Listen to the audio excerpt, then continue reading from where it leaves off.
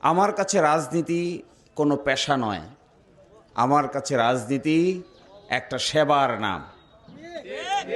রাজনীতি করে যদি আমরা জনগণকে সেবা করতে না পারি, একজন প্রতিবন্ধী মানুষের জীবনকে সহজ করে দিতে না পারি, একজন বিকলাঙ্গ মানুষের জীবনকে কিছুটা সাহায্য করতে না পারি, তাহলে শুধুমাত্র রাজনৈতিক নেতা হিসেবে নিজেকে দাবি করলে জনগণের কোনো উপকার হবে না। জনগণ হতদরিদ্র, জনগণ কষ্টে আছে, তাদের অনেক সমস্যা, তাদের সমস্যার কোনো শেষ নাই।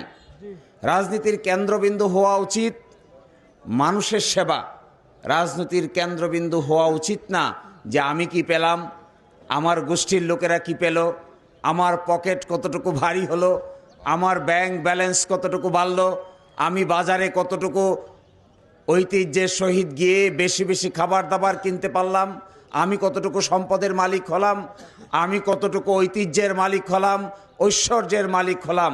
এর চাইতেও বেশি গুরুত্বপূর্ণ হতদরিদ্র মানুষ তাদের জীবনে কিছু পেল কিনা, এটাই হওয়া উচিত রাজনীতির মূল কেন্দ্রবিন্দু। এই কেন্দ্রবিন্দুতে দাঁড়িয়ে যদি দিরাই সাল্লার মানুষের জন্য কিছু করতে হয়, তাহলে কষ্ট, পরিশ্রম, সাধনা, যন্ত্রণা, রোদে পোড়া, বৃষ্টিতে ভিজা ছাড়া কোনোভাবেই এই ভাটি বাংলার মানুষের ভাগ্যের উন্নয়ন করা যাবে না।